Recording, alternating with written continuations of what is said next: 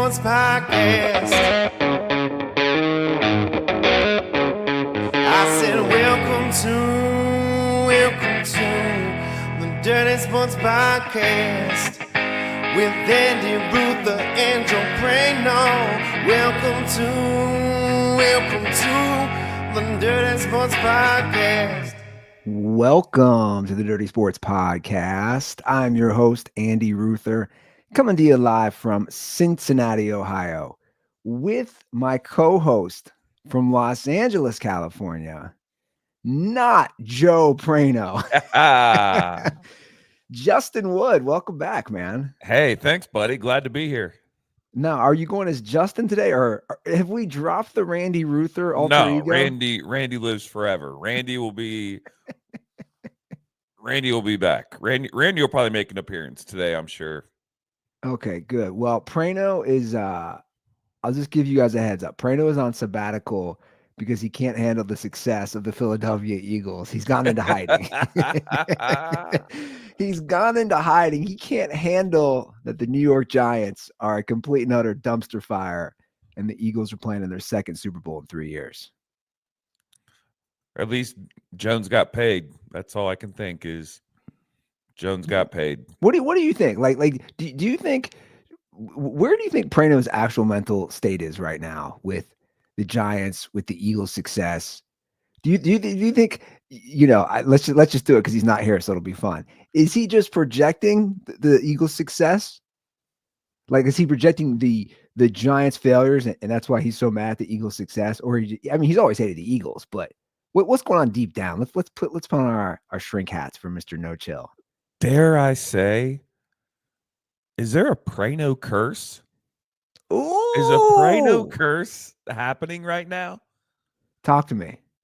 Because I'll be honest with you, it reminds me a lot of you in 2021. Yeah, with the Bengals. When you're like, no, fuck the Bengals. You're retarded if you think the Bengals are going to win a playoff game. And then when they made the Super Bowl, you're like, Jesus, this is my fault. And now, like, seeing Prano and the way he talks about the Eagles, like, very similar routes. So I like it. Who knows? I think there might be a Prano curse in the making. Well, you could make the argument he cursed them to win a Super Bowl. I mean, again, it was kind of similar. It was like, no way they're going to win. Then let's not forget Carson Wentz was having an MVP caliber year. He goes down. No way they're going to win with the backup. Nick Foles just lights the playoffs on fire, and it's just like he just keeps. It is very similar to the Andy Ruther move. Just no way, and it keeps happening. Yeah. Now, I don't think I still am picking the Chiefs. Well, same. But it'd be pretty funny. Look, here's my thing with the Eagles. I know Jalen Hurts hasn't been doing that much in the playoffs. Right. But he doesn't need to. No. So like we can knock him all you want, or like Joe can. But like my thing is like, if you have a defense and you have just a stud running back. Yeah. Right. What do you need? Your goal is the quarterback of that team. Your goal is just not turn the ball over. You remember when Peyton won it with the Denver Broncos? Yeah. Like, it wasn't Peyton that won that. Like, no. And that's what this team. Fun fact, real quick. He didn't throw a touchdown in that Super Bowl. He didn't throw a touchdown pass. Would I be really surprised if? Sorry, I just woke up. The quarterback for the Eagles. Why am I? Jalen Hurts. Would I be really surprised if Jalen Hurts doesn't throw a touchdown in the Super Bowl and Saquon has 3 rushing touchdowns? I would. Now that I would. Look, would it be crazy? Maybe not. But look, I think it's interesting as we have all these conversations on the show with quarterback and how to win. Right. The name of the game, again, is like have a decent defense or a good defense. Don't turn the ball over. Yeah. And make the throws when you have to make the throws. Right. And that's what's gonna.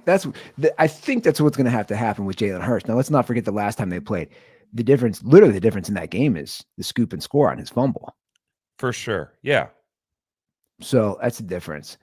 So are you repping JP's because it's Joe Prano and also Oh no, I didn't even think about that, but that's hilarious. Okay, Actually. I was thinking you had the JP's hat because obviously that was a popular bar. Where's the bar is back in Santa Monica? Yeah, it's like 2 blocks down now, and it's in a huge space. So it's JP's, but it's not JP's. Like the original JP's was like it was a Cleveland Browns and Ohio State bar, which was weird, but it was like very divey. Did you go there when you lived Yeah, over this I way? went there a few times. That was a great place. Like if you wanted to bang a 6 that might give you herpes. Yeah. Like Yeah, for sure. isn't that the best way to describe JP's? Yeah, and if you're a 4, it's great. I actually I met a girl there once I ended up going out with. Yeah, And she gave yeah, you herpes. she did not, but she was let's just say she was a very morally casual girl. Nice. She was my friend's a girl I used to work with. She was her neighbor, and we met that one night, and my friend texted me the next day, and she's like, "I think she's DTF with you." And we got some we went to God, why am I blanking? Cholos? What's it? Yeah, right across the street. We went there, got some margaritas one night, and went back and handled our business. There you go. Fun fact about that, and I know I've shared this before, Justin. It was so not memorable that hookup that she came to Cabo when I was working the door in Yeah. Venice, and I ID'd her and gave her the specials and let her in and didn't even say her name. Like she thought I was trying to diss, like I didn't want to talk to her. It was like, no, I literally don't remember being inside you. That's how that's how insignificant you were. But I actually felt bad for her. Yeah, you're a monster. I really used to be a monster. Yeah, That's the truth. yeah, I have moments where I go back in time on that where I'm like, man, I used to just be like wild. You're Yeah. still there though, right? What's that? You still have the monster tendencies. Oh, for sure. Like, what do I have going on in life?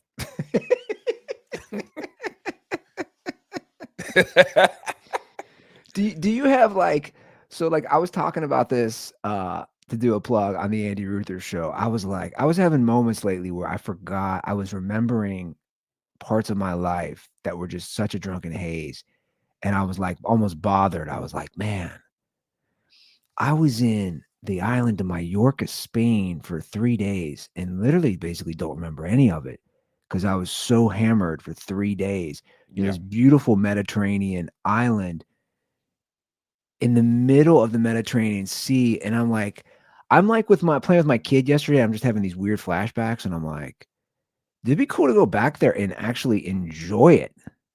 Yeah. Right. Like, I don't know. Not that I didn't enjoy it, but my point is like going so hard. Like I used to black out all the time, dude. Yeah. Do you black out easily? Yeah, I do. That's why I'm asking. Yeah. But it's almost like It's Always Sunny when they talk about browning out. Like I do that a lot. Oh, like yeah. I forget I did something, and then like I'll find a receipt in my pocket. And it happened to me the other week. We went out and I found a receipt from a Mexican restaurant for like $81. I'm like, guys, what did we do when did we go here?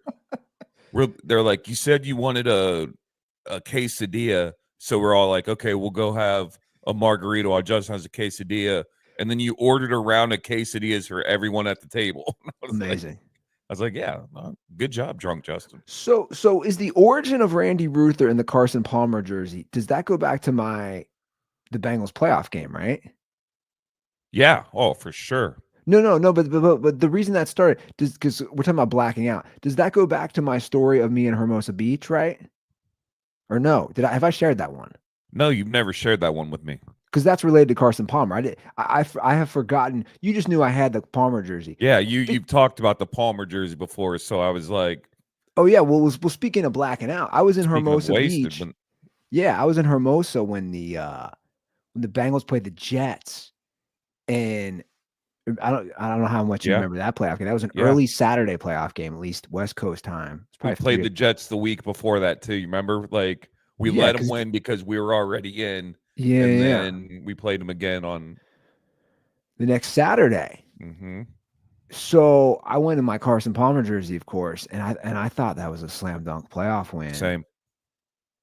And who missed a bunch of field goals? That's Shane Graham. Yep. And just like that was like a naive young Andy Ruther who didn't understand how important his defense was in the playoffs. And I got so blacked out of my buddies. Like I didn't make it to the bars. Like, dude, they like left me on the couch. And I was vomiting. Like I was that guy. Yeah. And I woke up. I woke up. I woke up in my apartment in Venice. And my buddy was like, dude, what the fuck? You left? I was like, I have no memory.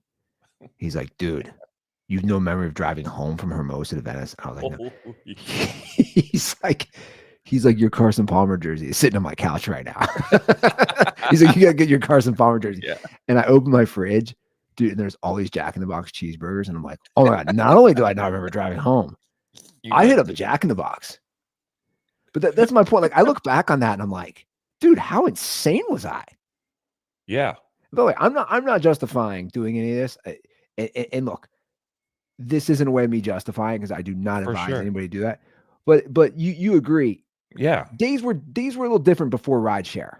Oh, dude. So like this is like a 2010 season, January 2011. It was a little different, like before Uber and Lyft existed. Yeah. They used to have those signs that said buzz driving is drunk driving. And my buddy had a joke that said, no, buzz driving's designated driving. Like you only got a buzz on, you're driving. That's funny. The good old days. Yeah. So we're about a week away from the Super Bowl. Yep. So I don't want to talk too much Super Bowl. And there's a few calls that, I was referencing Prano at the beginning of the show, Justin here. Your calls about Prano and the Super Bowl, and there's an Eagles fan who called, like, I'll save that for Joe.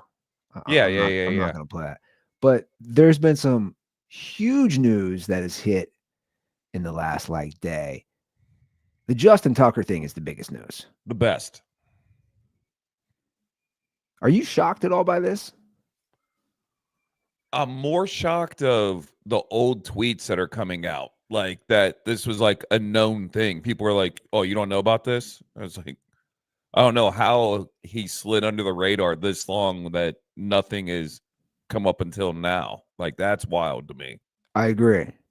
Like, I wonder if like Baltimore fans have known all along, like, yeah, he's a scumbag. But so Justin Tucker, statistically, I think the best kicker of all time, for right? sure. Percentage-wise. Yeah. Been in the league a while. He was on the 2012. I believe he was a rookie on that 2012 Super Bowl Ravens team. Yeah. We basically have another case of Deshaun Watson, but with Justin Tucker. So this story comes out. I love where the story came out. The Baltimore Banner. What is the Baltimore Banner? Yeah. I mean, this is some generic site.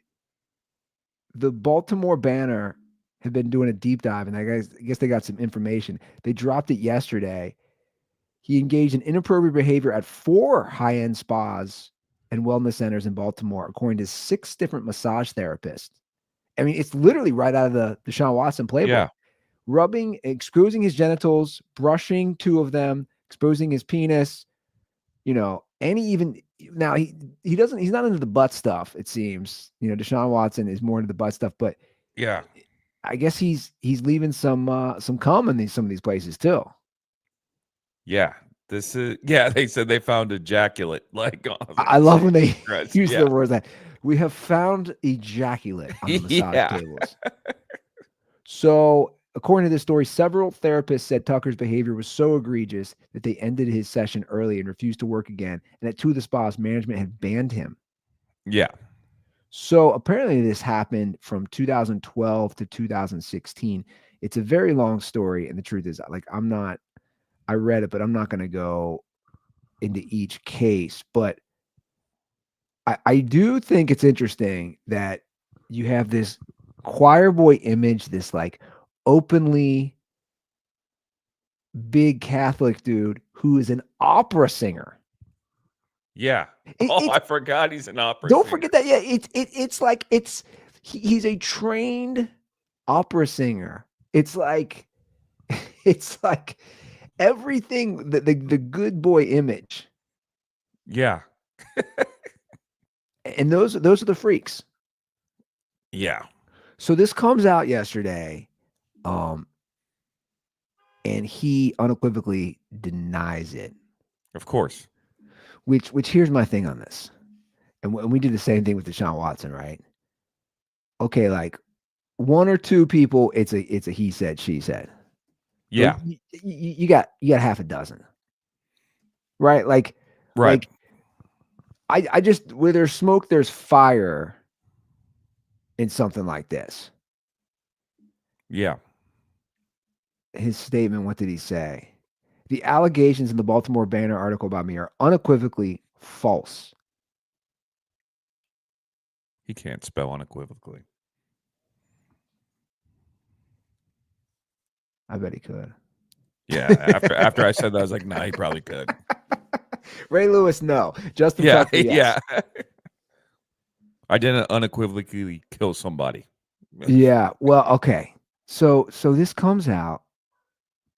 Here's my thing, and I don't know if I've missed this. If people are saying this, this is my theory on the Justin Tucker thing. He just had his worst season of all time. Yeah. The Ravens knew about this all along, and this is their excuse to cut him. What do you think about that? Ooh. Like statistically speaking, he's had his. I'm gonna pull up his stats now. This year, on his kicks, Justin, 73.3% on his field goal percentage. Dude, he never like, that's his lowest since 2015. My point is, look at his previous 3 years percentage of kicks made. 94, 86, 86, 73. Huge drop off is my point. Huge drop off. So why? My point is this: the season just ended for the Ravens a couple weeks ago. You think this just magically comes out? My point is, dude, these leagues, these teams, they know everything. The league knew. Oh, for sure. The team knew. Yeah. Hell, you mentioned it. Let's pull up the old tweets. This is the wild part. There were old tweets that were literally just sitting there on Twitter. Yeah. That nobody knows. This chick tweeted November 29th, 2021. Justin Tucker is canceled, but it's not my place to provide the reason. Let's just say he's been told by many massage places to never come back. So again, that's end of November 2021. Yeah. Here's two more. January 2021. So about 10 months earlier, on the same day, January 16th. Fun fact, Justin Tucker ejaculates prematurely and is banned from multiple salons in Baltimore. I like how they call it salons. The other one says, Justin Tucker must not have received his happy ending that he forced the masseuse to give him this week, probably because he's banned from every spa in Baltimore. So, like you said, if these have been out there for 3 years, people knew. The team knew. Yeah. What do you think about my theory? My theory is that, and I haven't looked at his contract yet, but my theory is that Justin Tucker had a great run. Again, statistically, the best kicker of all time. Justin Tucker had a great run, had a rough year. Kickers are obviously easily replaceable. Yeah. They cut him. Or I'm sorry, they leak this. Yeah. But I'll say this, Andy. Here's my theory on this all. Is Justin Tucker had his worst year after he stopped getting rub and tugs. Rub and tucks, we could call them. Rub and tucks. Well, here's the deal. According to this is between 2012 and 2016. Ah, damn it. So I've already debunked your theory here. Yeah, but I was also going to say Deshaun Watson had his worst year after he had to stop getting them. So, Which actually Tucker ended up having some great years after the rub and tugs ended. yeah, Apparently, one of the places he went is where his wife. He did this to what one a of the monster. Yeah, dude, he is a monster. He did this to one of the massage therapists that his wife also went to. Did he not think this was going to get back? Or maybe she was in on it. Yeah. Here, I mean, go ahead. this is pretty funny. You got the poster boy, clean image kicker, opera singer. Again, very open about his Catholic faith. Yeah. This type of guy, and he's just see. We talk about being like we talk about ourselves being monsters. Like we were in different ways. Like it's like I was a monster for literally barfing all over a Carson Palmer jersey, Yeah. leaving it blackout drunk, driving through a Jack in the Box. Like that's monster behavior. Yeah. This is like another level of like monster. But here's what I didn't get it with the Watson thing, and I don't get it now is all right, I'll share this. This is a safe space here at the Dirt Balls are a safe space to share this. I've been to some rub and tugs before. Like when I first moved to LA, I was like, whoa, you can just walk in here and they do that? And Where'd you go? Koreatown? yeah, because I lived in Hollywood. Okay. Over here in Santa Monica, you don't find them around here. Yeah. But when I first moved out here, I was like, this is amazing. $80 and don't have to buy them dinner or whatever. And dude, so let me ask you about that. So like your first rub and tug, what's the massage actually like? Is it even really a massage? No. And then I didn't know, like, this is the first time I've been to one. And I remember specifically, I had my underwear still on and she pulled the towel off and she was like, do you want to take your underwear off? And I was like, oh yeah, for sure I do. but I just don't understand why these guys just don't go to those ones. Like I'm sure you can find one in Baltimore. Like, why are you going to high end massage salons for this shit? Like, so here's what I know what you're saying. Well, I would just argue, just get a prostitute, just get a high-end call girl. Yeah. But here's what I think. I think because they have power, it's like a power dynamic, and they have money, and they have fame. You know, again, arguably the best kicker of all time. Yeah. You have a QB who is at the top of his game at the time. So you see my point?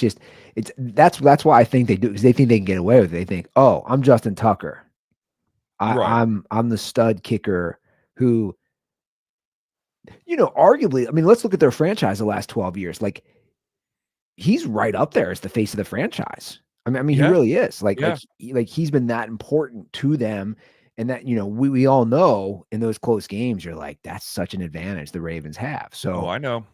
I mean, you know, firsthand, as Bengals guy. So my point is that maybe he thought that. But I agree with you. It's like, dude, there's services for this. Yeah. Just use it. Did now I could be wrong, but didn't they Robert Kraft, wasn't he busted at like a lower end? He was at like a strip mall in Florida. Yeah. That's why all the memes are coming out of like Robert Kraft and Deshaun Watson and Justin Tucker, who, by the way, would be an interesting podcast trio. That would be. Right. You have a billionaire owner, you have the disgraced former star quarterback, and now the disgraced all-time leading field goal kicker. Yeah. Like what are those three talking about? I mean, it's Rub and obvious. tugs. Yeah, Rub and for tugs. sure. You know, here's something surprising. I've actually never been to one. I am surprised to hear that. So my buddies, when I lived in Las Vegas, sometimes we get smashed, and if they knew they weren't getting any girls that night, they'd go into Chinatown Yeah. and they get the rub and tugs. Uh, and I never went, but my buddy, oh my God, my buddy's got the best story. One of my college buddies. He's Canadian. He's from Toronto, Yeah. and he was a hockey player. Go figure, right? Yeah. So he was on like some junior team, or there was some initiation, and which felt like great initiation, kind of like a hazing thing. They take him to a rub and tug. He's like, I don't know, like 16, 17, 18. Yeah. And he's so drunk. Yeah. We used to laugh about this all the time in college because he told us, he goes, I was so drunk. The Asian girl is jacking me off. And she goes, oh, my arm tired. You try. My arm tired. You try. My arm tired. She's been like jacking him off so long because his arm was because he couldn't get off because he had whiskey dick. Yeah, I would definitely not want to go to one when I was drunk because you'd spend so much money in there. Like, yeah, no, for sure. What do you think happens though with him? I mean, look, but before you answer that, let's remember the Ravens have a statue of a guy connected to murder outside their stadium. I mean, so like there's an interesting precedent with the Baltimore Ravens. No, he's going to get cut. I agree. But he'll get picked up. I bet you like the Cowboys or somebody are going to like, oh, yeah, come with open arms. We got him down here too in Dallas. I mean, look, we all know NFL fans at the end of the day, I've said it, just don't care. Not at all. And I'm not even like, look, here's the thing. I'm not even casting a moral judgment. Like, right. I'm part of this. I watch it. You watch it. Like, we watch it. So my thing on that is like, if your owner, and I've said this before, if you knew your owner had a Jeffrey Epstein type island with sex trafficking and underage girls, but you were winning Super Bowls, like fans wouldn't care. Yeah. Right. Like I genuinely believe people wouldn't care. And I'm not saying that makes it right. Oh, for sure. But we got a great comment here. I gotta give Sean on YouTube a shout out. I see this comment.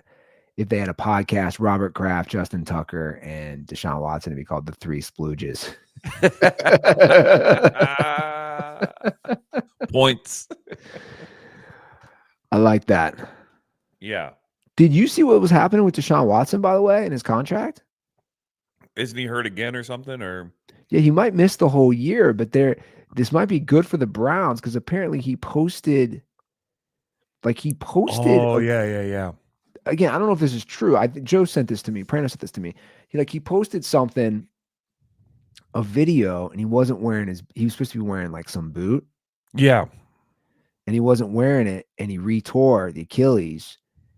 And they might have that as like a visual documentation to maybe not pay him.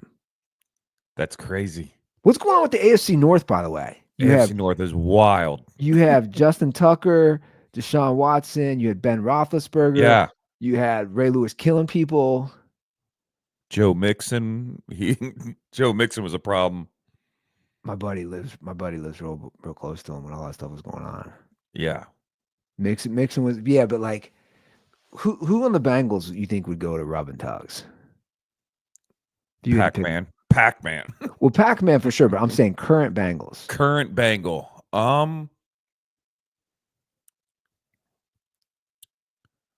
It's one of those goofy white boy tight ends are going. Ooh. Drew Sample. Drew Sample is going.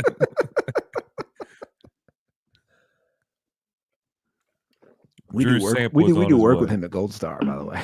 It's like a kids foundation. Yeah. So I'm keeping my mouth quiet right now. Yeah. Zip. All right. I can see one of the goofy white dudes for sure.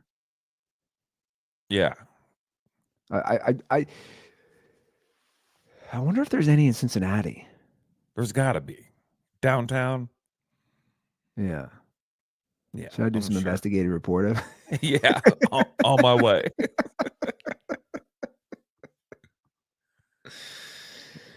Oh man. Yeah, I think he's gonna get cut though. For sure. I think Speaking of the AFC North, did you see this clip from Julian Edelman on his podcast about Mike Tomlin and his defense? No, I haven't. I'm gonna play this. So obviously Mike Tomlin's been in a lot of discussion lately with he is every year. They've been winning Yeah. record, they don't do anything in the playoffs, they haven't done anything for so long. But basically Julian Edelman said they've run the same defense forever. I'm gonna play this. It's a quick clip. Exactly what they were They doing did every what they time, did. and they still do what they do. They still do the same goddamn shit that when I was playing Tomlin's defense. Steeler football. I'm like, what the? We still have linebackers covering the 3 slot. Yeah. Every time we play the Steelers, I have at least 9 catches. Coach, You how do would you think that they would change it. All right. No, but they do what they do. Okay, so that's kind of an interesting, Wow. quick little clip. He's saying, they've been running the same type of defense. Now I'm going to counter that though. Yeah. They always have a good defense. Mm-hmm.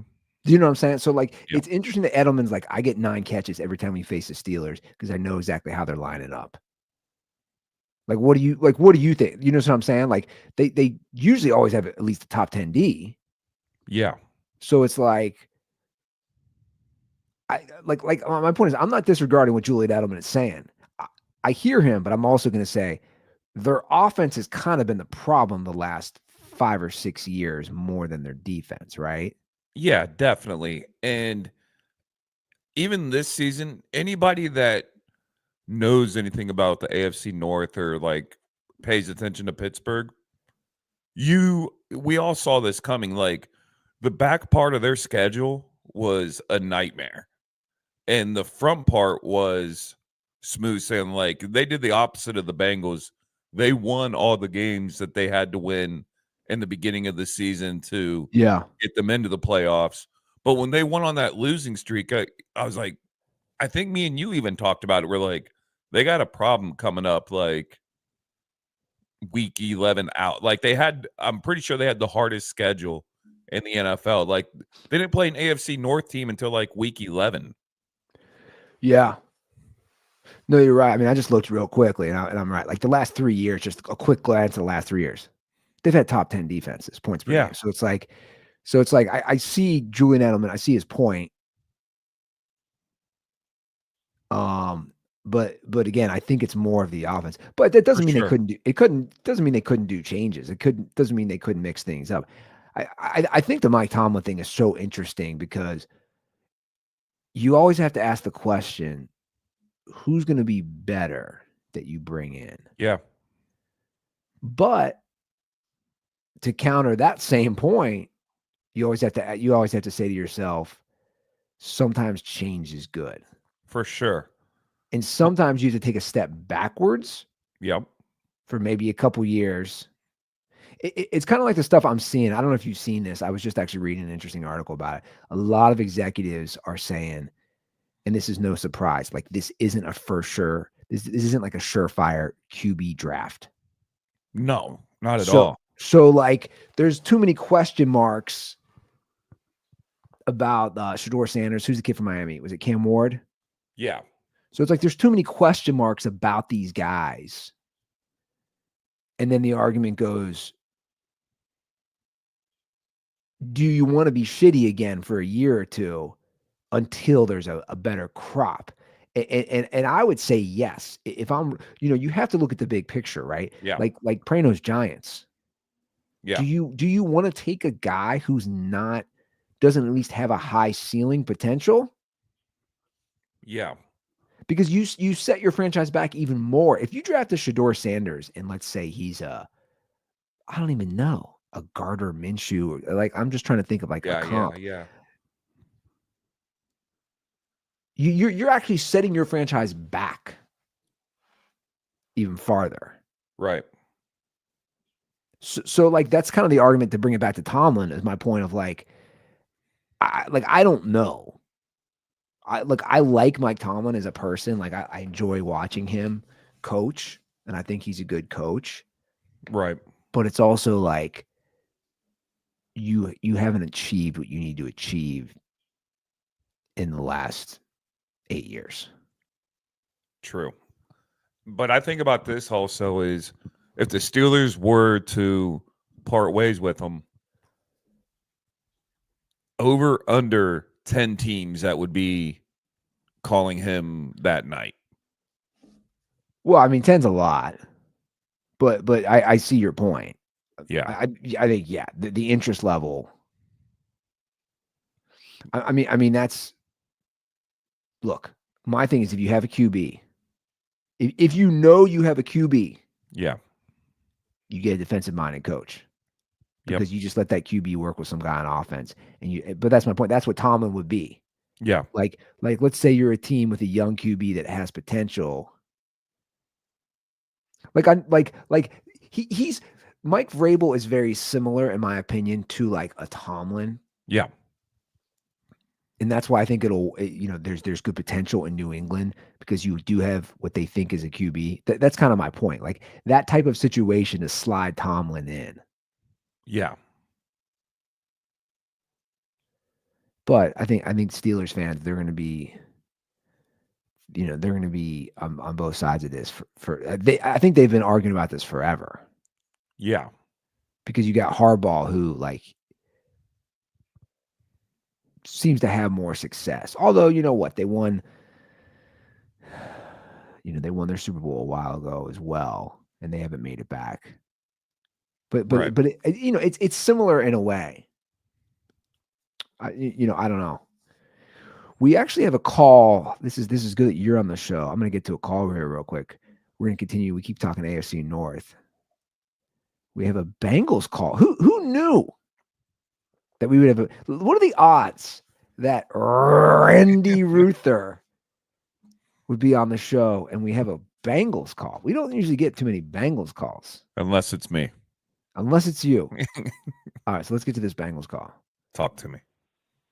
Hi, Joe and Andy. This is Nick D'Alessandro calling from Ann Arbor, Michigan. I just had a question in regard for Andy in regard to the Bengals and their stadium lease coming up in a couple years. I'm sure you've seen it, and I've obviously kept up with it from afar, but you're probably more in the loop about it. So I just wanted to get your opinion on what do you think is going to happen? How do you see it kind of playing out in your eyes? I think they'll get something done. It looks like both sides are kind of playing hardball at the beginning. Obviously, hopefully something that's done. Do you think there's any realistic chance that they actually end up moving? I know that's like the worst case scenario, but I just want to see what you had to say about it. Can I get a hootie? All right, thanks. Bye. All right. You love it or not, don't you? Yeah. All right, so the Bengals stadium issue. How close have you followed? Or you just not care because you don't live here? I don't know much about it, if I'm being honest. Okay, yeah, totally. That's cool. So their lease is up at the end of the year. Their current lease. It was a 25-year lease. The stadium started in 2000. It was people have argued, and again, this is these are some pretty smart people who know these things. Yeah. Is probably one of the worst stadium deals ever for a county and for taxpayers, like all time. So the vote I think was in '97. I was in high school when they voted on the Bengals and Reds. It was a combo stadium deal to put them down on the riverfront. And they kind of became a joke, like the county. This is Hamilton County. Kind of became a joke, both locally and across the country. Of like, this was such a bad deal. The Bengals, to their credit, completely fleeced the county, fleeced the city.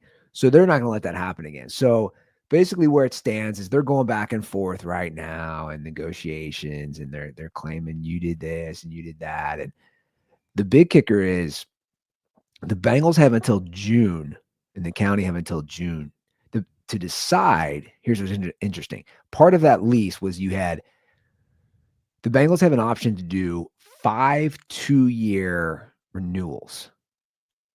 So the lease could possibly extend the current lease to 2035. They could basically renew, the county and the Bengals could renew this lease every 2 years. And they're going to have to decide by June if they want to do that first 2-year renewal. So they're looking at upgrades, and obviously, you know how it is. A 25-year-old stadium does need upgrades, needs Yeah. things. Look, man, I'd be shocked if they left. Like shocked. I For think sure. I think the history of them is just it's too important for that Brown family. Yeah. I mean, the Bengals just actually gave up the rights for it being called Paul Brown Stadium 2 years ago. Yeah. So I'd be shocked. And I think here's the thing. I think these NFL owners, I think they all have such egos. Yeah. You know what I find is so amazing about these owners is that they don't want to admit ever when they're wrong. And I get it's kind of par for the Sucks. course. Yeah, like you're a billionaire, but like ESPN did a really interesting deep dive article on the former Washington, former fucking Redskins, whatever they were called Yeah. that, Dan Snyder. And they did apparently the article was about like his hatred for their success. Yeah. I read that. That was Did you great. read? Yeah. So Yeah, like Snyder has such hatred that the minute he leaves, they draft a generational type quarterback in Jaden Daniels, make it to the NFC Championship. So like the ego is so strong. Whereas like I think a lot of other people would say, okay, it didn't work out for me. I still root for them. He's like, fuck that. yeah. So like my point is that's what you're dealing with these owners. And I think, you know, this is what's going to happen with this negotiation. But I would be completely shocked. And there was also a law, and I haven't really looked into the law too much. There was a law when the Browns left, the Ohio lawmakers actually created a law that you can't just leave. I think you need so much notice for a franchise to leave. Like there's a law now in the state of Ohio for professional sports teams. And it might even be called like the Art Modell law or, you know, something similar since he was the one who left with the Browns and took them to Baltimore. But look, I'd be shocked. But it'll be an interesting negotiation, especially now that like, and we'll get into the Bengals here real quick for you. I mean, we got to do a little Bengals segment here for the number one Bengals fan over here. Yeah. It's like, give me your vibe right now, Justin, because, and I bought in too. It's like the vibe was so high after the Super Bowl and AFC Championship seasons, and the expectation was so high. Right. And then you have 2 straight years of not making the playoffs. Yeah. As far as the stadium, what's your vibe? Okay, yeah, you can do that, but I would say I want to know your vibe. yeah. As far as the stadium, I can see Mike Brown going into the negotiations, asking if he can put a franchise tag on the stadium. Like I can see, like, hey, we'll worry about this later. Let's just put a franchise tag on it. No, I just wrote an article that's getting published today about this.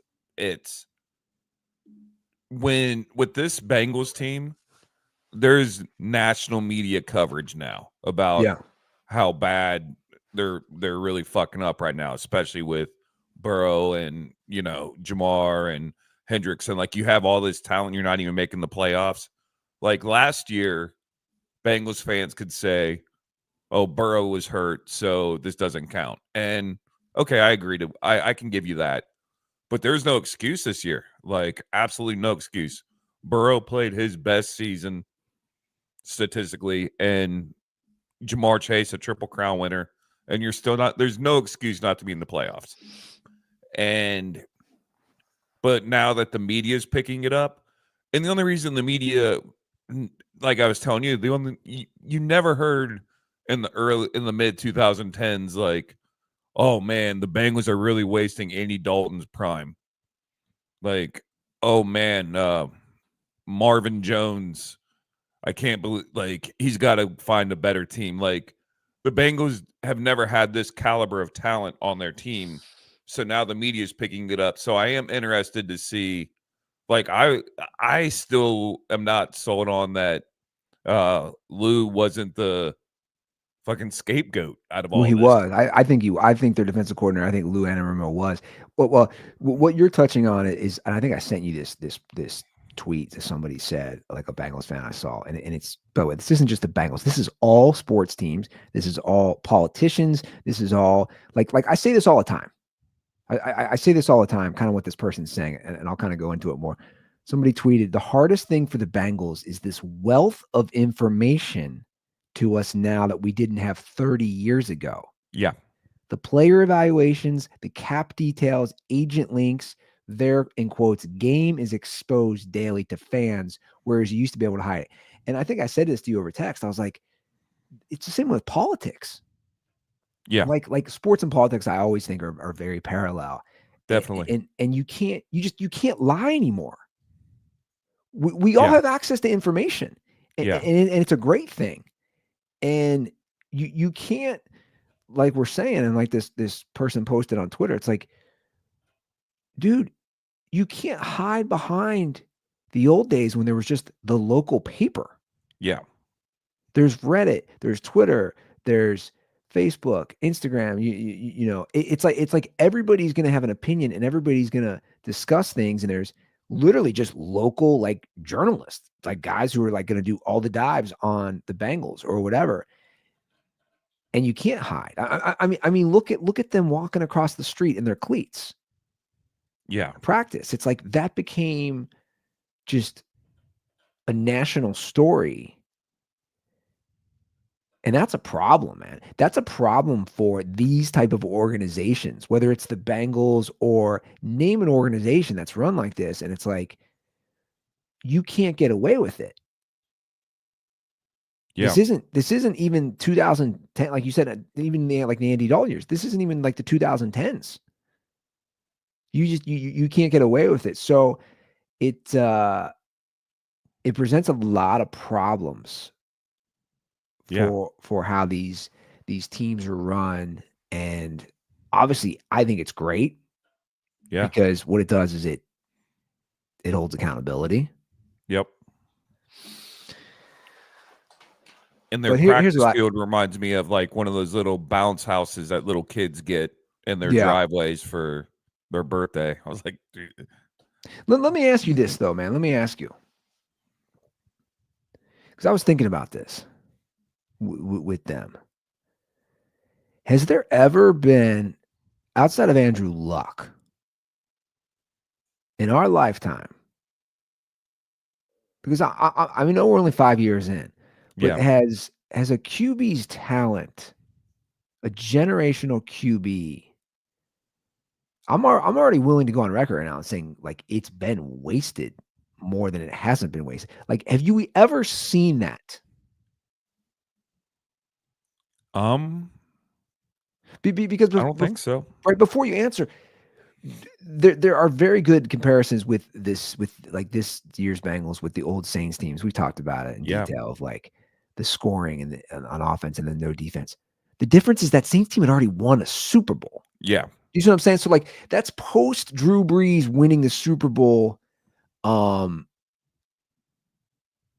against the Colts. My point is, it's like the Bengals, they didn't get that Super Bowl. So it's like you look at the talent. But you'd think they did by the way Bengals fans talk. It's like, guys, it's relax. So sad, like it's, and look, I'm the biggest Bengals stan of them all, but it bothers me when they're all like, well, he's been to a Super Bowl. It doesn't matter. I was like, no, it matters. Like, if he was able to get to a Super Bowl in his second year, does that, and where have we been since? Besides, okay, AFC championship the next year, but we haven't been to the playoffs in 2 years. And that's damning. I don't think people realize how damning that is. Yeah. You can't say that about any of these other stuff. Like we all know the four guys, the four best in the NFL. It's not a question. The four best in no particular order. Obviously, Mahomes is the top, but like it's like Mahomes, Lamar, Burrow, Josh Allen. It's like that's your four. That's your four best QBs in the NFL. The Ravens aren't missing the playoffs, dude. They missed 1 year when Lamar got hurt. The next year he got hurt and they still made the playoffs. My point is, like, the Bills, say what you want, they're not missing the playoffs. Yeah. obviously the Chiefs are winning Super Bowls. It's just, I don't know. It's real interesting to me that people don't even really see that a young QB missing the playoffs, and that the accountability or the expectations shouldn't be just make the playoffs either. Yeah. It's got to be win the fucking Super Bowl. Right. Here's what I think. This is just my idea. I think that whoever's negotiating these stadium deals with the Bengals and with the county, they all need to sit down and they need to powwow over some refreshing cold Miller Lights. Oh. That's what I think. Yeah. I think they need to sit down, break some bread, get a case of Miller, take a sip, look around, and just say, okay, guys, we want to do what's best for the city. Obviously, having a professional sports team, a professional NFL team, there's only 32 of them in the world, is good for the city. Let's make this work. Let's drink the OG light beer since 1975 and still the best. Miller Lite, great taste, 96 calories, guys. Enjoy some Miller Lite while you're watching the game next weekend. Enjoy some Miller Lite while you're sitting at home with your family tonight. Do whatever you want. Just get some Miller Lite. Go to MillerLite.com/dirty sports to find delivery options near you, or you can pick up some Miller Lite pretty much anywhere they sell beer. Tastes like Miller time. Celebrate responsibly. Miller Brewing Company, Milwaukee, Wisconsin. 96 calories and 3.2 carbs per 12 ounces. Okay. Justin's on the show. Randy Ruther. I'm gonna do a special Bengals edition to honor your ride or die Bengals. We all know my position, my flip-floppy, just anger, frustration. Let's do a Miller Lite Bengals 6-pack of predictions.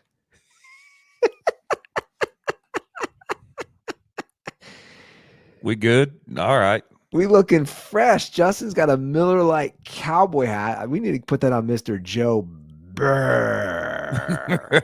Yeah. And I actually bought some Millers to drink today during the show, even though it is 10 a.m. out here. But I forgot I got to get my oil change. So all good, man. I'll drink them tonight before I head to the bar for a buddy's birthday. So the hat looks fresh. I like it. All right. Would you do 3? I'll do 3. Bengals predictions. Miller Lite 6-pack of predictions. So these will obviously be future predictions since they're obviously not playing. Okay, I'm going to let you start first, Justin. Okay, my first one's a twofer. And it's good news, bad news, Bengals fans. We'll give the good first. I do think they bring Higgins back. I think Higgins is coming back.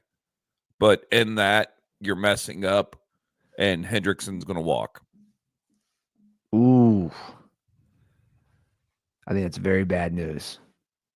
Yeah. I think replacing a wide receiver is so much easier than replacing a stud edge rusher. For sure. Don't you agree? Yeah, but I think there's something about both Jamar and T. Higgins having the same agent now. Like, I think something's working. And, okay, I'm going to make it a 3 for Burrow's not reconstructing his contract. Like, because everyone keeps saying. Your first prediction is a triple. It's a 36er. It's a 36 ounce. Yeah, you know who you're talking to here? Like Burrow won't. Okay, so you're saying they're going to sign T. Higgins, which is also going to the domino effect. They can't sign Trey Hendrickson, who might win Defensive Player of the Year. Yeah. And Burrow's not going to restructure. I'm seeing so many articles like, here's how the Bengals can bring all 3 of them back. And I don't think Higgins is going to play on another franchise tag. No, I agree. Okay, you're not going to like this first prediction. Talk to me. The Bengals will never win another AFC North title with Joe Burrow. But I'll do a caveat. I'll do one caveat. As long as Taylor's the coach. Okay. So here's my thing. We're talking about constructing the roster. We're talking about making deep runs. They made 2 deep runs when they had a good defense, when they had an opportunistic turnover defense that would get takeaways. They haven't had that the last couple of years. They haven't made the playoffs. Zach Taylor right now, I have it right in front of me, is 13-23 all time in the division. That's terrible. Joe Yeah. Burrow is 10-14, also not good. So the way their roster is constructed, they struggle in division. The easiest way to make the Super Bowl is winning your division. Conversely, these are stats that Bengals fans are not going to want to hear. Conversely, while Joe Burrow is 10-14 in his division, let's look at his other three counterparts that I'm talking about. Mahomes, Jackson, and Josh Allen. How have they fared in their division in their career? Lamar's 21-12. Mahomes is 35-5. And Josh Allen's 28-12. So my point is something has to change, which means you need a defense, you need a run game. I saw an interesting point. Who was it on McAfee's show? Was it Lombardi talking about? I saw that. Yeah. It was real interesting because he was saying, dude, if you can't run the ball, your defense can't stop the run because they're on the field too much. So the Bengals throw the ball more than any team in the league, which doesn't help their defense, even when they are scoring points. Yeah. So that's my first prediction. They do not win another AFC North crown with Burrow as long as Taylor's the coach. All right. What else you got for me? I got a good one, though. Since I was a bearer of bad news on the first one, here's my next one. Chase Brown will finish top 12 running back in total yards next year. I like it, and I agree. I like him a lot. That was a good pick. It was good to get rid of Mixon, 5th-round pick. That's a smart move there. I had him for my fantasy all year.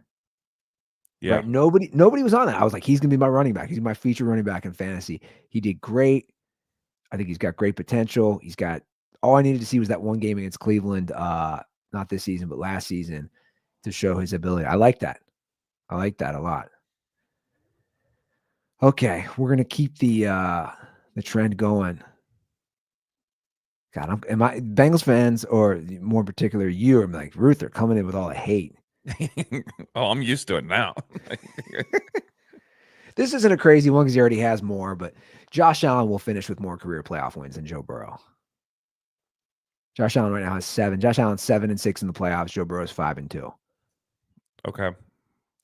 I'm going to ask you this because I flip-flopped a lot recently. And I probably know who you're going to say. Give me your Josh Allen versus Joe Burrow discussion.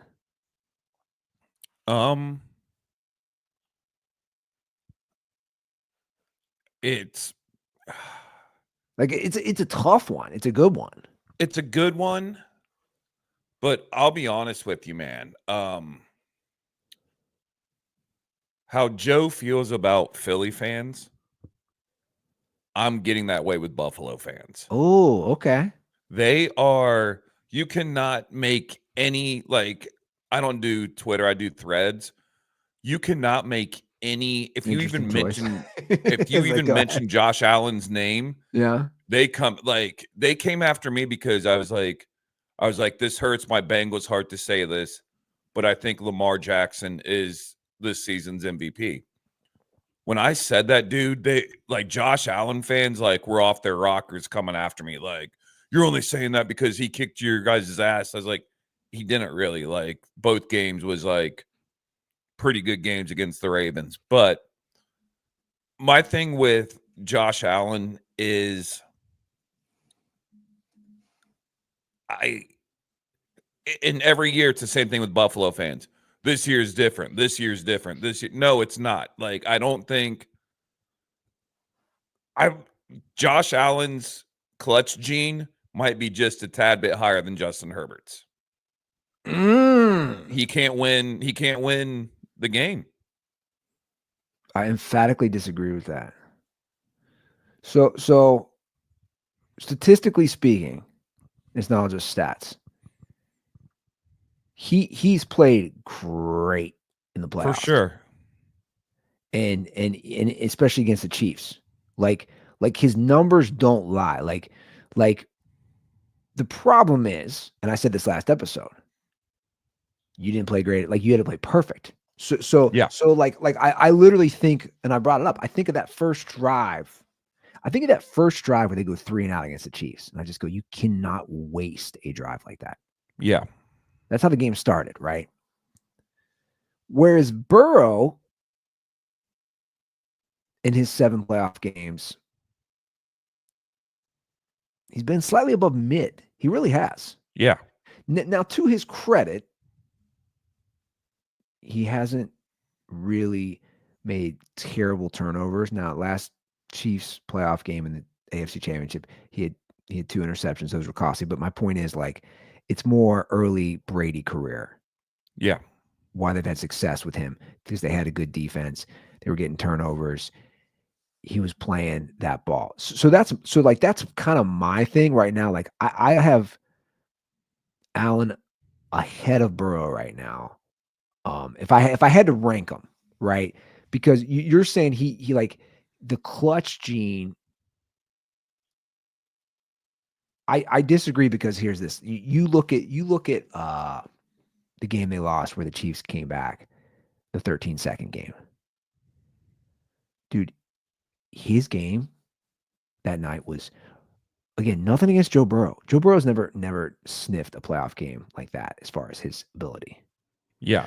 You know my stat on Burrow is that dude, I can't get over, which to me is, talk about a damning stat, that the Bengals have never scored a fourth quarter touchdown drive in 7 playoff games.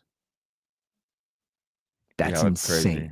Yeah. That's an insane stat, dude. Dude, if you're, what are QBs known for, right? QBs are known for their fourth quarter. Even we just saw it in Kansas City. We literally just saw it with the Bills and Chiefs. The Bills score a touchdown. The Chiefs score a touchdown. You know what I'm saying? Like he's never had one. Like I think maybe one was like they basically drove down to like the 5-yard line and then the fourth quarter started. And I know Bengals fans are like hate hearing this. Like, well, why does it? Dude, it does matter. Like, if we look at great quarterback play throughout history in the playoffs, it's all about the fourth quarter drives. Literally, that's what Matthew Stafford did to the Bengals. Yeah. And look, I'm not saying there's not other factors. It's a team game. You and I both know it's offensive line play, the other side of the ball, defense, the drops by wide receivers. It's a team game. I'm just saying, that's got to suck when you hear that as a Bengals fan, that he's in 7 playoff games. And I was at, by the way, I was at that Ravens Snoop Huntley Bengals playoff game a couple years ago. If Sam Hubbard doesn't go 99 yards, the Bengals could do nothing offensively in the fourth quarter. Yeah. But that's my point, is like the notion, I would say the notion that like Burrow is more clutch than Josh Allen, I would say really isn't backed up statistically at all. And I think they're both great quarterbacks. Yeah. That's why I think it's an interesting discussion. But I mean, obviously this is coming with a lot of biasm. I don't even know that word, but dude, Bills fans this year, like, I'm just like, you guys are, because all year it was like, you know, if you ask them, it's not even close between, and I'm not even talking Burrow, when they're like, Josh Allen's obviously the MVP. Like, it's like, Lamar. Yeah. I'm like, ask people that don't have a dog in the fight. Like, look, it's gonna be a lot closer than you guys think. Well, that's somebody like us. Like I have no problem if either of those guys got the MVP. Yeah. I mean, that's the truth. Like, I'd have no problem. Now, there is something to be said about Josh Allen literally letting the 2 receivers go, and conversely, the Ravens add Derrick Henry. Now, I know everybody's gonna say, well, James Cook's nice, and they have a nice running game too in Buffalo, but like Derrick Henry's an all-timer, guys. You added an all-timer to an organization that's been pretty damn good in the Ravens. Yeah. So like I have no problem either of those guys getting MVP. I think Lamar, based on the all-pro voting, is gonna get it. But at the end of the day, I'll use the word empathy. I have like empathy for all those QBs because the Chiefs and because of Patrick Mahomes. Like it's got to be so frustrating to see what the Chiefs are doing and knowing that what the Chiefs have done, guys, they completely flipped it around. Yep. Like they're realistically a defensive team that wins close games. Yeah. And I'll say this, as a Chiefs hater, they remind me a lot of the late 2010s Golden State Warriors. Like the only reason people hate them are because they're so good.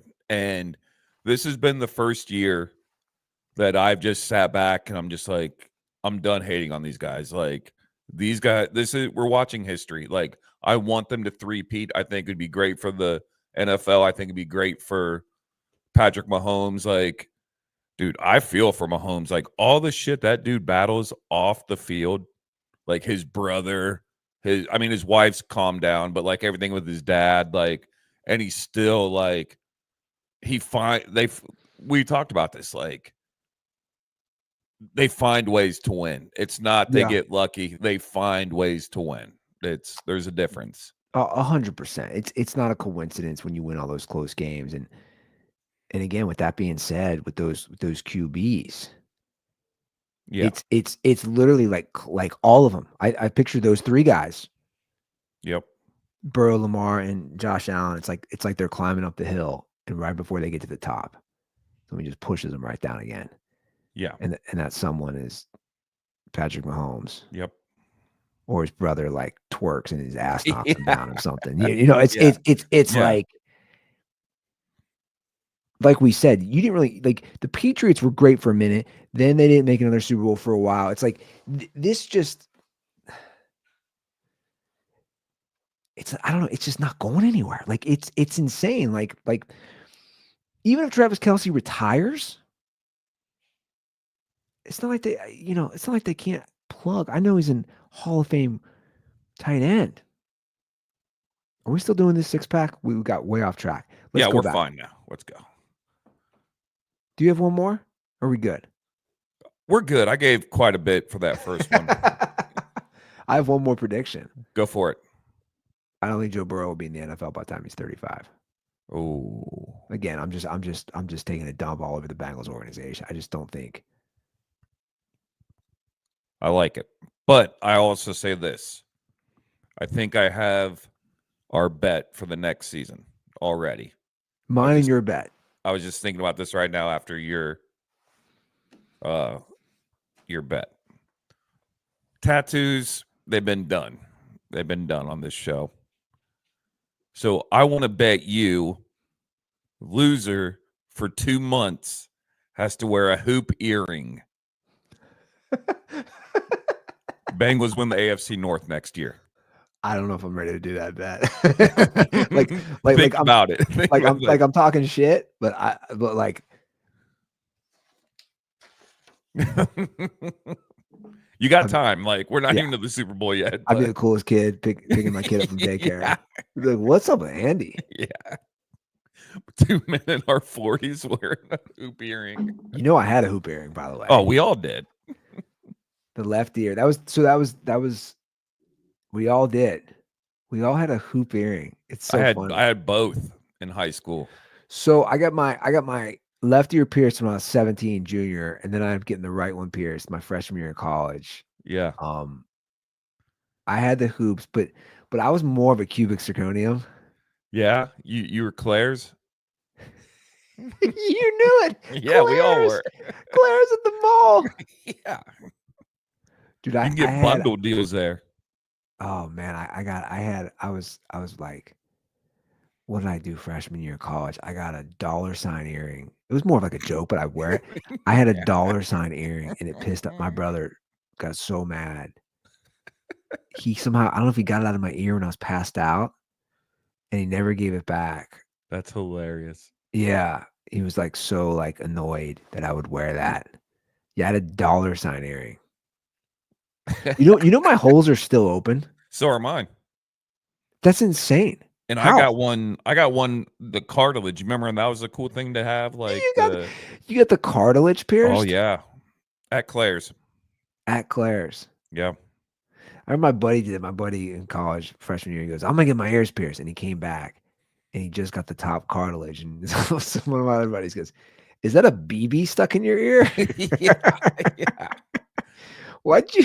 Why did you get the cartilage And pierced? dude, there'd be times where that'd be the only one I'd wear. Like, dude, When back did you in the stop day. wearing earrings? Oh, dude, it's been before I moved to California. No, you know what? For a quick second, I got my ears done again because it was like you could get with tattoos, like get a tattoo, get a free piercing. And they put like the very, very, very small little spacers in my ears. But then I was like, oh, I don't want those. And then so I just took them out and they grew back like real quick because it was like just a tad bit bigger than a regular earring. So it wasn't like, I was just like, when you take your earrings out, you don't want to have saggy ear Yeah, lobes. Like, I think I was still wearing them. So I was in college for 5 years. I think I started to just like it was almost like weaning off a drug. yeah. I started Yeah. to wean off it my 5th year because I was still Yeah. rocking them my 4th year. It was my 5th year. It's funny. That's one of the things I look back on and I'm like, I really was always rocking the cubic zirconia. I was like, Yeah. Same. that was it. I would say that was 100% hip hop influence. For sure. 100%. Dude, it's amazing how much rap influenced my dress and my apparel and the baggy jeans and the earrings. And dude, I had a poster of Eminem doing the double middle finger in college in my dorm. Yeah. I used to listen to just listen to Eminem albums on like repeat. Yeah. It's like that dude was like a cult leader of white kids. Yeah. That song he had, White America, like that was us. That was us. Oh man. That was us. He's still putting out good music, man. He does, but here's my final 6-pack of I think Eminem, the only thing wrong with Eminem is he's alive. If he were to like, I've never wished this obviously, but like pass away today, how Yeah. many people are like, he was the greatest to ever do it. He was the greatest to ever, like, he doesn't get his, as the kids say, he doesn't get his flowers right now. But I mean, he's up there. He's up there as an all-time For great. sure. I mean, he's no Diddy. No, oh man. We started watching that there's a documentary on Diddy on Max. Yeah. You I talk saw. about I haven't started yet. I'll start tonight. it's so far it's not like I mean he's a monster for sure. Yeah. Speaking of monsters. But like so far they're not touching on they're basically going through his past. I'm on like episode 2. I want to know when he started banging dudes. Like Yeah, get that's to the all- good shit. That's like I keep watching it, with my fiance. And I keep being like, so when's he start fucking like when was he fucking dudes? Like I just want to know, like when they were doing these freak offs, when were dudes involved? I'm curious. Like, was he always into banging dudes? I don't know. Can we talk a little basketball over here real quick? Yeah, absolutely. I want your take on Bronny James absolutely sucking. So Bronny James, he played the other night Yeah. in the regular NBA. I'm about to say regular NBA, not the G League. And everybody went nuts on social media. He had 0 points, 0 for 5 from the field, 0 for 3 from 3-pointers, 3 turnovers. And like everything I've read just said he's not ready for the NBA. No. He's just not ready. Now, they said he's made strides in the G League and he's played okay in the G League. But like he's nowhere near ready in the NBA. And I just like I don't know. I just think this was all just a debacle all the way around. I think it was too rushed. And I get it. He had the cardiac problem when he was at USC but I just think he should still be there. Like, I'm not saying that I'm not completely no, I don't think he's ever going to be an NBA player. but I think he would have had a lot better chance learning in college. Like he should have, like great players leave after 1 year. You weren't a great player. And I think the G League would have been great for him, because I also read this stat that like everybody picked after him are averaging like a combined 5 points. So it's not like I don't think they reached really on him.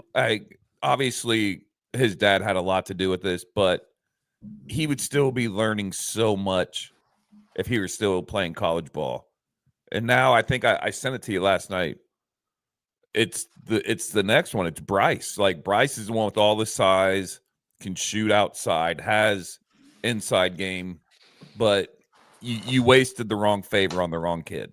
Like, you think he was Justin Tucker? He shot his load too early at the for South sure. Park. He left ejaculate all over the Laker roster.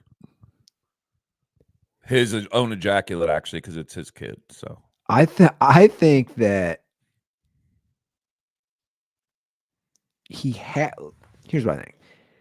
He should have just stuck in the G League, not even played NBA, because here's the problem for him. He's setting himself up for failure because social media is going to go crazy, and dude, they're all over that, man. I'll tell you what. Here's what I think about LeBron. I think deep down, I think he's got major insecurity issues. for sure. Don't you like for all his greatness, and we both agree, like you and I, Prano, like we're on board. We think he's the best basketball player of all time. Yeah. And I don't really think it's a question to me at this point. Like if people want to say Jordan, fine. Like I'm not gonna get mad, like whatever. But like Yeah. right, like we agree he's the best. The thing at Jordan, like I don't look insecure. I don't know. Like LeBron's always been interesting to me because like he feels like he has to chime in on a lot of stuff when I'm like, Yeah. You don't have to talk about this. Like just sit this one out, man. yeah. Like, and I'm not saying it's not a shut up and dribble. It's just like it's I think across the board. Does that make sense? Like whole tweet, like I gotta chime in on this Saquon Barkley game, and you're just like, Yeah, hey. He's do you know am I making any sense? Like I'm not saying like, dude, you can tweet whatever you want. I just think he feels like I feel like it's like he has to interject himself. I don't know. I'll take it one step further, is when Ohio State played in the national championship. Yes. When LeBron's the one giving the hype speech behind their hype video, I'm like, you didn't go to college. You didn't go there. Yeah, what do you okay, you're an Ohio State fan. I know a lot of same Ohio State fans. Like, why not have had like Eddie George, or maybe like I get because it's LeBron, he's from Ohio, but he never went to Ohio State. Yeah, like he goes to games. I'm glad you brought that up because I felt the same way, and I'm like it's weird to me that like again, dude, you root for Ohio State, root for whoever you want, LeBron. I don't really care, but like you're so involved, yeah, and you didn't go there, like yeah. And then it was always weird. Like he's always a Cowboys fan, but then the Browns had a good year, and all of a sudden he's a Browns fan. I'm like, no. And then he was a Yankees fan. I'm like, and then he was at an Indians game when he came back to Cleveland. I'm like, no, like take that. Like he has taught me, him and Bill Cosby have taught me how to separate talent from actual human beings. Yeah, well, which I think is important. I think, well, yeah, the thing with LeBron to me always is the funny thing with the books. Like that's what I always laugh about. Like he's reading Malcolm X's biography or whatever he's got in front of him. And then I see guys who like Aaron Rodgers is an interesting case too, because it's like now you have to comment on everything too, whereas before you were just a good football player. Yeah. You know who I think like almost does it, not like because you're saving yourself from criticism. Yeah. Like Patrick Mahomes does it pretty brilliantly, man. He's great. He's great at it. He's just like, I'm gonna play football, man. Again, I'm not sitting there I'm not telling people to shut up and dribble. You can say what you want. Yeah. I'm just saying, like, if you want to avoid people just shooting at you, like figuratively, like you're a target for people. Mahomes is kind of like how he's the model, is what I'm saying. Yeah.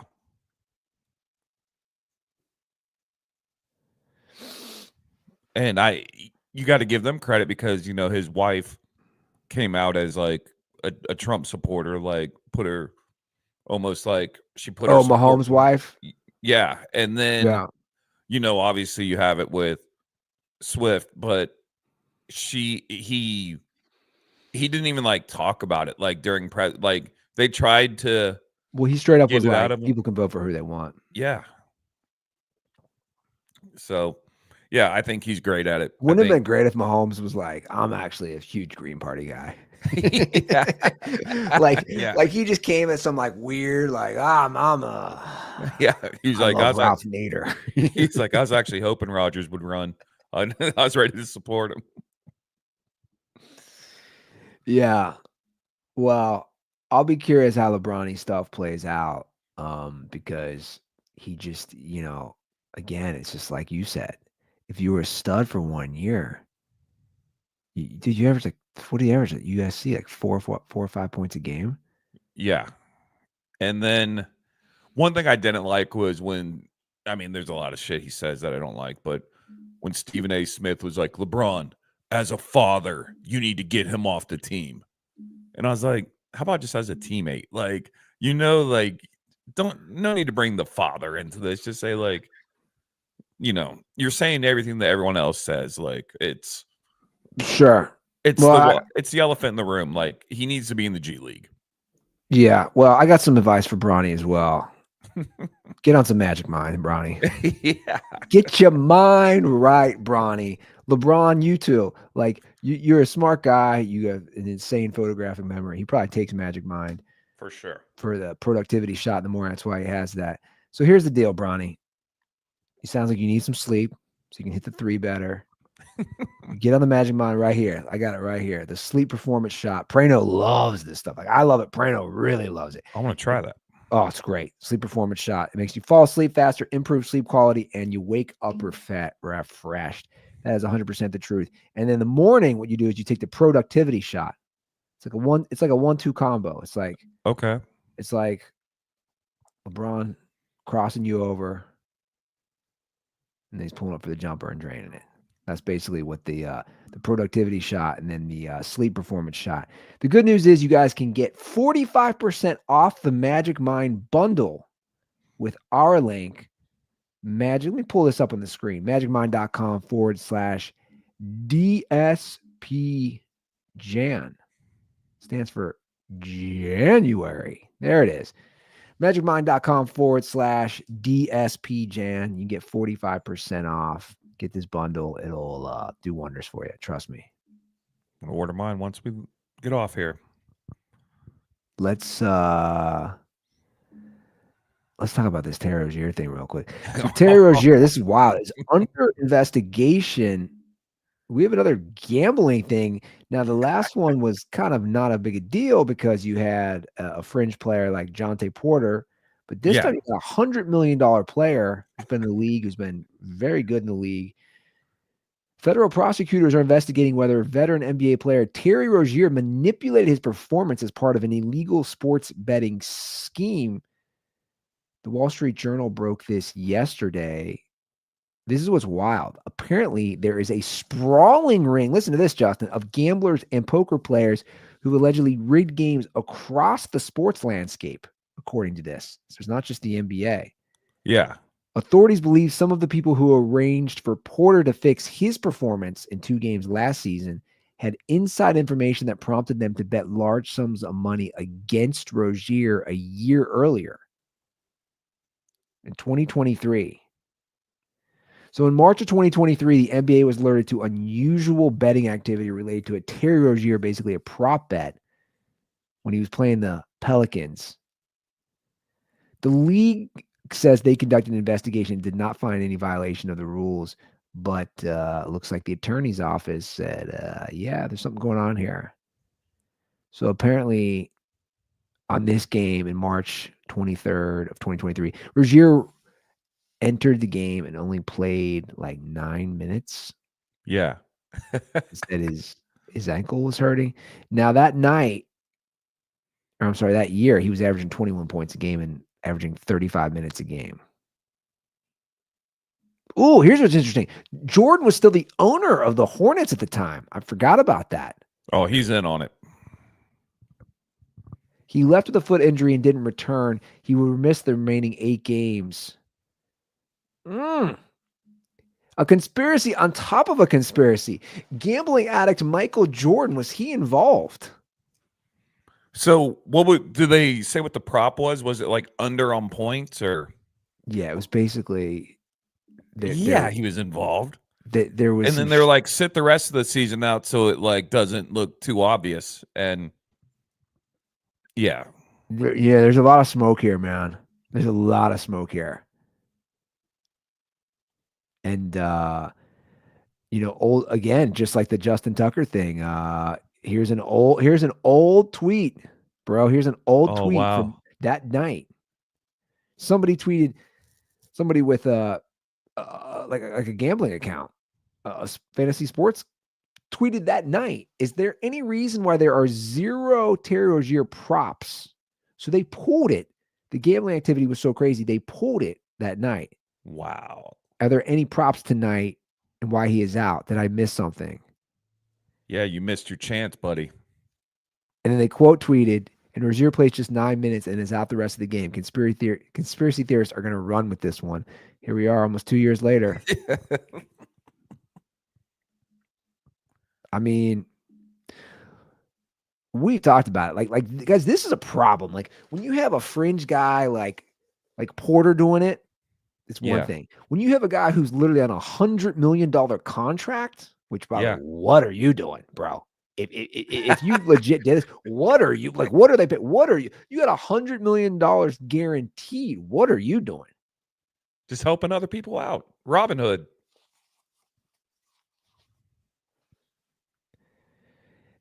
It's a problem. You I like them. You knew this was going to happen. This is only going to fuel more conspiracies as far as like the Chiefs and the refs too. Because like, you see this and you say, oh, well, then you can manipulate other things. But basketball's got to be the easiest one to manipulate, right? It's got to be. There's too many things involved. There's too many parts in play for a football game. 22 guys in the field, all the different officials. Basketball, you just got 5 guys on each side, man. That's it. I'm gonna get his jersey. I'm a big fan now. Are you? Go to that Chinese website and I'll get you one. Wait a $12 second. probably. Do I have a Terry Rozier bobblehead that a dirtball sent me? Like That'd be amazing. Is this a Ruther curse?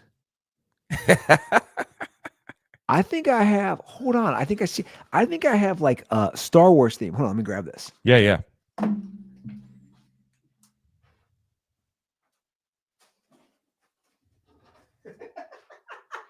Yeah, he's got one.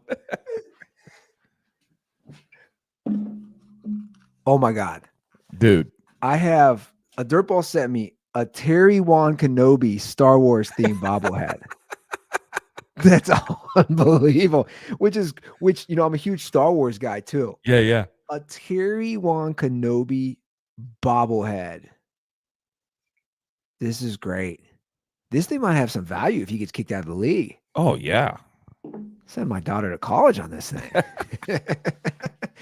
Well, actually, you know this stuff. Like, is this stuff worth anything? Yeah, it's gotta be for packaged. sure. Even if he wasn't in trouble, like for sure. This stuff's actually worth stuff. Yeah. No, it's gotta be packaged, right? Yeah, I mean packaged. I mean, from what I can see, it's in great condition. It is in great condition. Yeah, Dirtball sent it to me. I got all these bobbleheads. I get my Jeff Blake starting lineup today.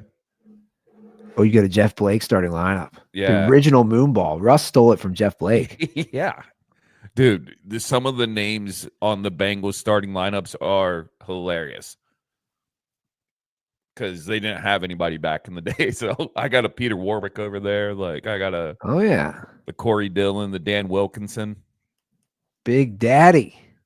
But here's I got a gambling question that ties in to you. Okay. As a Cincinnati Reds fan, like God rest his soul, Pete Rose, Would you be pissed if the MLB, now that after he passed away, was like, you know what, we're gonna do it? Like, we're gonna, like, I'm to the point, like, I wouldn't be surprised if they did that, but at the same time, like, no, don't do it now. Like, this Yeah, is it'd be pretty bush league. I wouldn't be as mad if it was a different commissioner. yeah. And I guess Manfred is stepping down. I don't know. It'd be pretty bush league.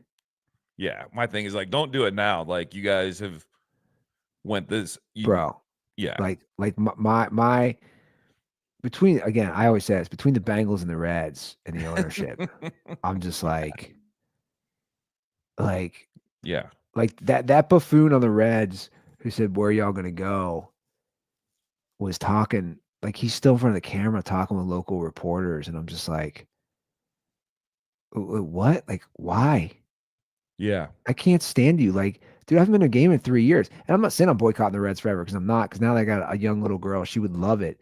yeah. You know, she'll be like 2.5 by this summer, and I think she would enjoy a game. But it's just, I don't know. It's just, again, these owners and their egos, and like it's bizarre. Dude, that thing is so bizarre to me, because if you knew you could make billions with a B dollars on a franchise sale, Yeah. why are you holding on to something that you didn't build?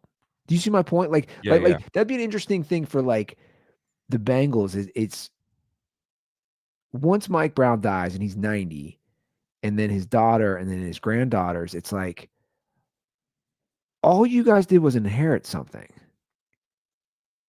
Yeah. Which, by the way, my buddy, his company suite is right next to the owner's suite. Nobody's ever in it. Do you find that bizarre? I find that so bizarre. Yeah.